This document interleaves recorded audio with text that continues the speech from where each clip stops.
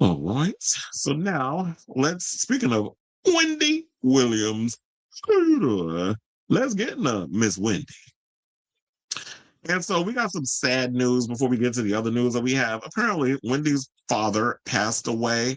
So this news actually came out. I think it might have came out while I was in the middle of my show, or was towards the end, or was after. Because when I had just gotten off the air, I had gotten the alert in a group chat. A friend of mine went and sent me a text.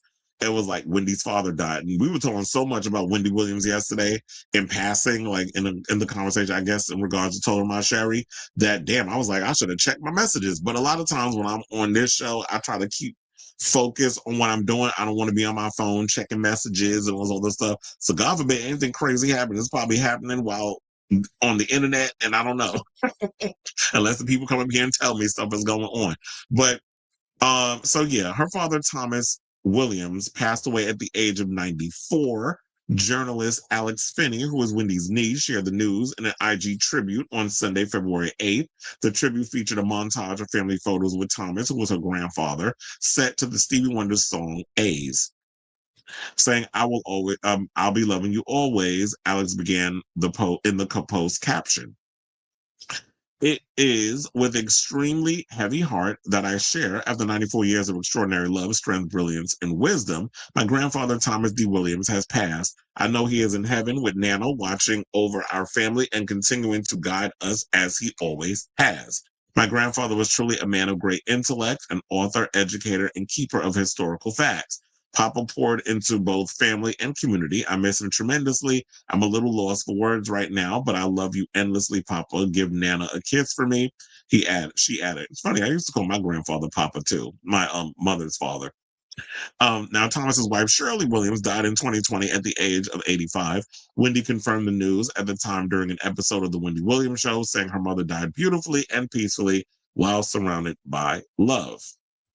Now, Wendy, who's 61, was last pictured with her dad in Miami in February of 2025 for his 94th birthday festivities. And that's crazy because this is around this is birthday month, and he passed. The former talk show host, who was under court-ordered guardianship due to claims that she is cognitively impaired, which they did the paperwork and found out that she's not, said that she was unsure whether she would be permitted to visit her father at the time. And what I'm hoping with this whole situation is that because Wendy's father passed, that I hope she doesn't relapse like she did with her mother. Because I really think that around the time when her mother passed and she had told that news, that she had gone through a dark period when her mother passed. And now that her father passed, she's been doing so well with with getting herself together, as far as we know, and as far as we've been as far as we've been knowing or hearing, that I'm hoping that no relapse situation happens in this situation. So, shout out to you, Wendy. Shout out to the Williams family. Shout out to Alex Finney. Shout out to the whole family in regards of, because I know it's got to be hard losing a loved one, especially an elder in the family. Like, luckily, I lost my grandfather on my mother's side. I lost my grandmother on my father's side. So my father's mother passed right after like a month after 9/11. My grandfather, my mother's father, passed away a couple of years ago. He had cancer, and his wife is still alive. And my grandfather, I just saw him yesterday because I spent the Super Bowl with family. Um, I got to see him yesterday. So, and he's 90, 92, 93, I think. So they're still alive and kicking. And my grandparents and a lot of my aunts, they live a long time. Like, I got a lot of elders that live. Some hit it about over 100 years old. So, I'm anticipating preparing myself for when that time comes, but it's not something you want to be thinking about, but you know it's inevitable because we all don't have long for this earth. So shout out to you, Wendy. Now, I was like, what was that? Oh, my sister texting me. Now let's hold on. So yeah, shout out to you, Wendy. Now let's get into this other story because we was talking about Sherri and Wendy earlier. So apparently, according to Rob Shutter over there on his Naughty But Nice Substack, they're over there saying that Wendy Williams sees this cancellation of Sherri as her opening to come back for her daytime TV comeback.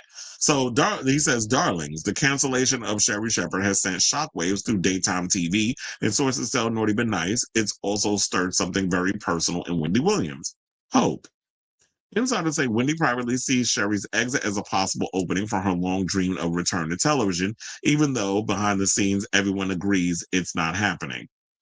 They said Wendy misses being on TV more than anything, one longtime confidant tells me. She still thinks of that hour as hers.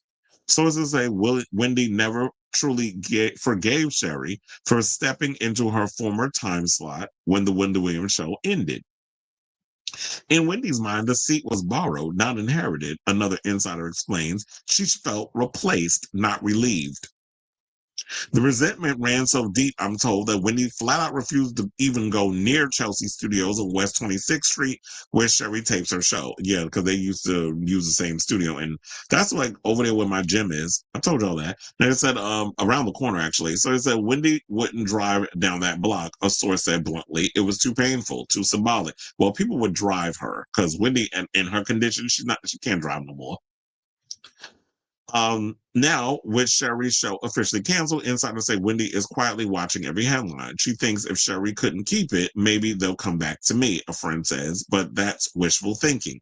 Industry executives, however, are crystal clear. There is zero plan to bring Wendy back to daytime TV. The chapter is closed permanently. So Wendy thinks that she's going to be coming back, and here's the reality. No shade. I love you, Wendy. You know you are a mentor in my head. You are someone who has definitely inspired me to do all the things that I'm doing today with the celebrity news and gossip, the way I deliver my cadence and everything. That's all me. But the fact of the matter is, when you come from a place of authenticity and stuff, and just the reads and the roast and the gags, but you giving it the truth bombs, whatever the case is, you've been basically a mentor in my head, among others, in regards of how I have shaped the way that I deliver the celebrity news and gossip. However, I love you dearly, but I don't think that mentally you are at a place that you once were. I don't think you were as sharp as you used to be. When you came in and went in and let have on these celebrities, you definitely were sharp as a whip. And I just don't feel like you have that ability anymore. You have way too many health issues. I don't think that networks can trust you, especially after what happened before, where you just stopped coming to work. You were secretly hiding liquor bottles up in the ceiling of your office. You were drinking and coming to work drunk and probably high. So you thought you was hiding the drug addiction like you did back in your radio days. You were able to do that when you were younger, because when you're younger, you're capable of being able to hide your situation. You was a little sloppy when you was over there on the Wendy Williams show. And I don't think that insurance companies and things of that nature are willing to take that risk. I also think that because you've been through so much, they don't feel like they can rely on you in that way. I feel like if you really want to make a comeback and do something, you might. If you feel like you want to get back into the whole space, the way that we take in TV shows and things of that nature, I feel like TV has changed so much. Now it's more or less YouTube and the internet.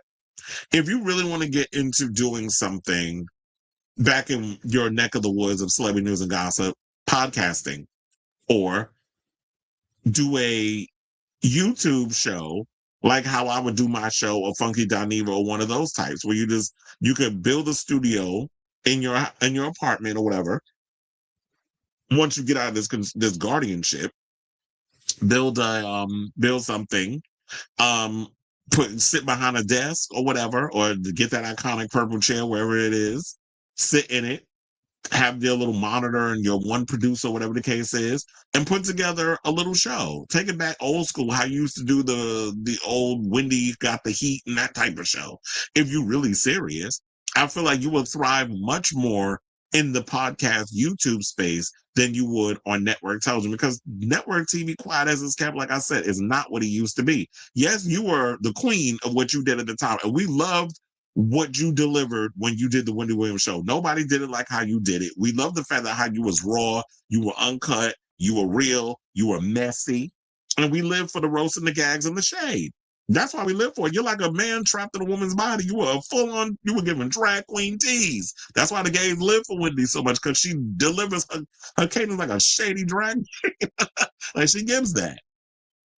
But if she wants to come back and do the whole Wendy Williams show type thing on network television, and quiet as it's kept, you will make way more money on YouTube in that space if you surround yourself with the right people who really know how to finagle through the internet space. You will make more money there than you would on network television. So that might be your best bet. But I honestly don't feel like, even if you were to plop her up and did the YouTube thing, that brain ain't as sharp as it once was. So I don't even know if she still has it. But if you really want to come back, that's the route I would say that you have to go. So I'll say all this to say, what do you guys think of this story regarding the news regarding Wendy's father? And also this news that Wendy wants to come back to daytime TV. She sees this whole thing, allegedly, according to Rob Shutter, this is an opening for her to come back to daytime TV. While it would be great and wishful thinking, I just don't think that it's a reality. Even if she wanted to come back, I just don't feel like they're willing to take, the networks are willing to take that risk on her. Because remember, also when that big back broad went and took her down to NBC, and she was supposed to have a meeting to get a show on, they flew to LA, didn't even tell the manager. Remember that story? And we seen it in the documentary. And she showed up. She was getting fed alcohol from the girl. She was drunk as a skunk, and she was a mess. And you got letting her go up in there and try to pitch a show when she's looking a hot ass mess. And it's like, well, what are you doing? She's not even in the best condition, and you exploiting her. So that's also probably a thing that and Hollywood don't forget. You think that they do? They'll forget they don't forget certain things.